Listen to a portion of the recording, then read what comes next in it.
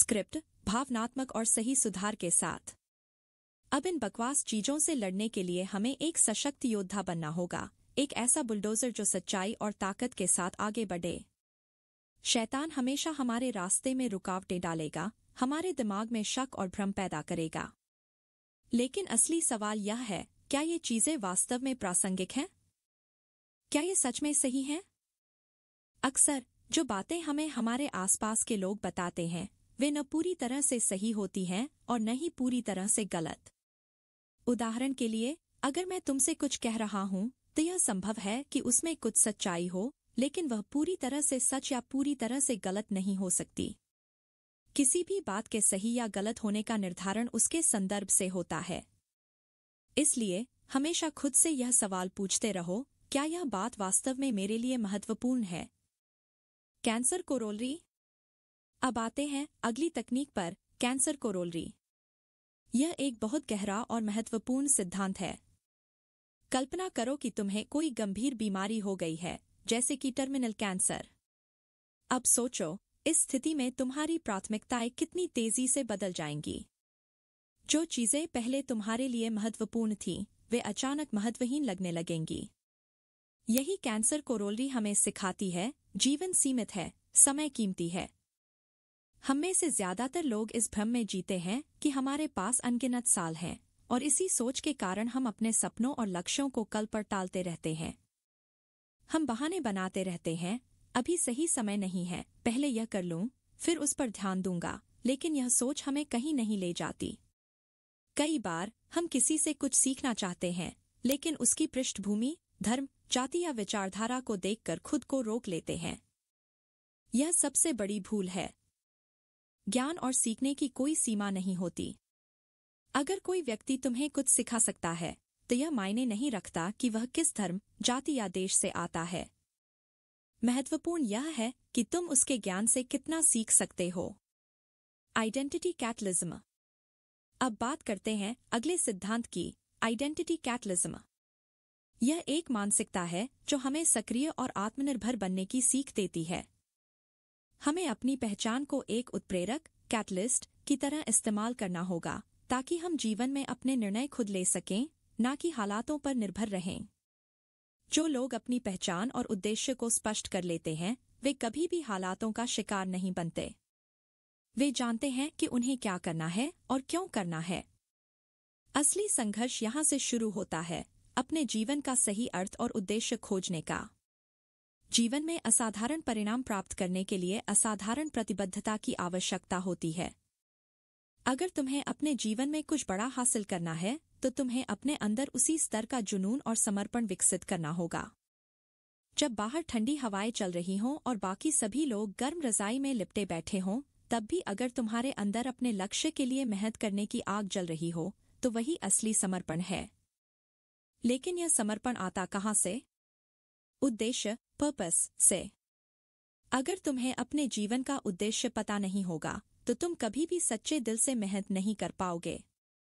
हाँ, हो सकता है कि कुछ दिन के लिए मोटिवेशन में आकर तुम मेहनत कर लो, लेकिन धीरे धीरे तुम्हारा ध्यान भटकने लगेगा। तुम्हें दूसरी चीजें आकर्षित करने लगेंगी। आज यह ट्रेंड में है, कल वह ट्रेंड में होगा, और तुम बिना किसी दिशा के इधर उधर भागते रहोगे। इसीलिए अपने जीवन का उद्देश्य ढूंढना बेहद जरूरी है। अब सवाल यह उठता है, हम अपने जीवन का उद्देश्य कैसे ढूंढें? आइए इसे समझते हैं जीवन की बुरी सलाहों के अगले हिस्से में। क्या डू व्हाट यू लव सच में एक खराब सलाह है? स्टैनफोर्ड यूनिवर्सिटी में स्टीव जॉब्स ने अपनी एक फेमस स्पीच दी थी, जिसमें उन्होंने कहा था, डू व्हाट यू लव, यानी वही करो जो तुम्हें पसंद है। यह लाइन इतनी फेमस हुई कि लाखों लोग इससे मोटिवेट हुए और इसे फॉलो करने लगे। लेकिन एमजेडी मार इस स्टेटमेंट को एक बुरी सलाह मानते हैं। शायद आप यह सुनकर थोड़ा कंफ्यूज हो गए होंगे, और यह नॉर्मल है, क्योंकि मैं भी पहली बार इस स्टेटमेंट को सुनकर हैरान रह गया था। लेकिन एमजेडी मार के पास इसके पीछे कुछ ठोस कारण है कि डू व्हाट यू लव या फॉलो योर पैशन असल में एक खराब सलाह हो सकती है, खासकर इस मॉडर्न टाइम में। तो आइए इसे गहराई से समझते हैं। एक, इग्नोरिंग इकोनॉमिक्स और customer demand. Do what you love को फॉलो करते हुए अक्सर लोग कस्टमर की डिमांड को भूल जाते हैं। हम वही चीज बनाने लगते हैं जो हमें पसंद है, बिना यह देखे कि मार्केट में उसकी जरूरत भी है या नहीं। जबकि हकीकत यह है कि अगर आपको मार्केट में टिकना है तो आपको कस्टमर की डिमांड के हिसाब से काम करना होगा। दुनिया में सिर्फ वही लोग सफल होते हैं जो मार्केट की जरूरत को समझते हैं और उसी के हिसाब से प्रोडक्ट या सर्विस क्रिएट करते हैं। तो हर कोई सक्सेसफुल नहीं हो सकता। जो लोग अपने पैशन को फॉलो करते हैं उनमें से बहुत ही कम लोग सफल हो पाते हैं। एक रियलिटी शो में हजारों लोग हिस्सा लेते हैं, लेकिन सिर्फ एक ही विनर बनता है। तो क्या इसका मतलब यह है कि बाकी लोग कम टैलेंटेड थे? बिल्कुल नहीं। लेकिन उनका संघर्ष और उनकी कुर्बानियां हमें कभी दिखती ही नहीं। सफलता सिर्फ पैशन से नहीं मिलती, बल्कि सही स्ट्रेटजी और मार्केट की डिमांड को समझने से आती है। 3 लोग आपके प्रोडक्ट की परवाह नहीं करते।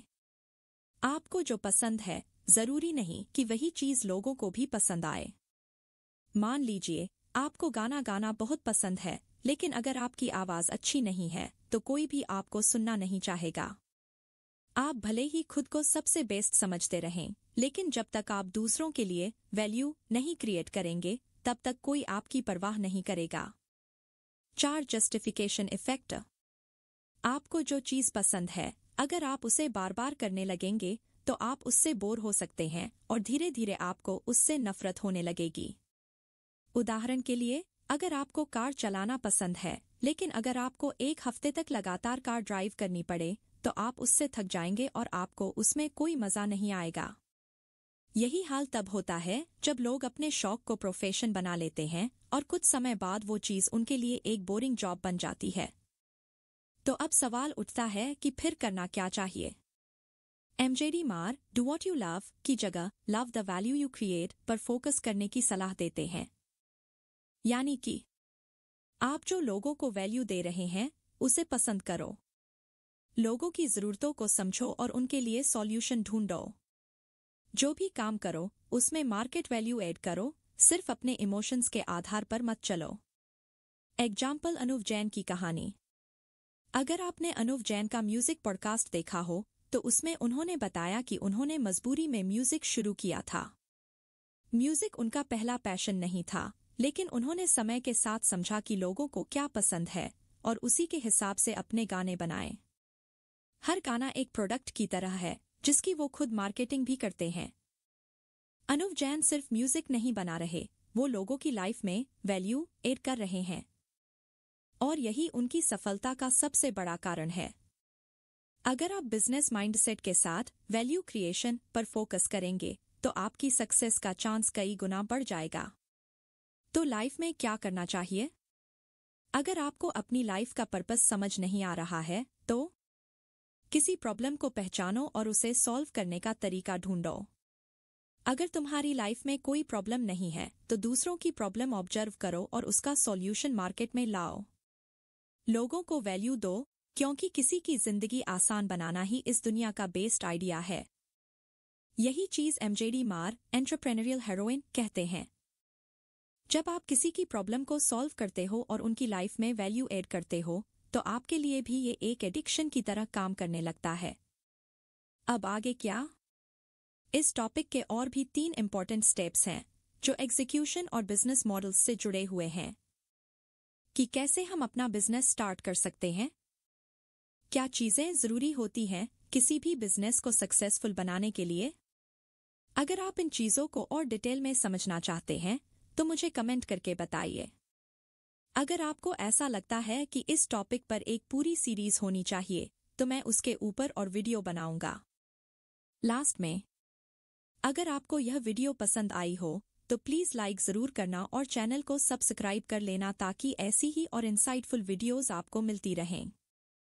और हाँ, इस वीडियो को अपने दोस्तों के साथ शेयर जरूर करना ताकि उनकी थोड़ी सी नॉलेज भी खुल जाए। अगर आप इस टॉपिक को और भी डीपली समझना चाहते हैं तो अनस्क्रिप्टेड नाम की ये बुक जरूर पढ़ें। मैंने भी इसे PDF में पढ़ा था और यह वाकई में बहुत अमेजिंग बुक है। तो मिलते हैं अगली वीडियो में, तब तक के लिए keep learning about life deeply, just learn move. जय हिंद।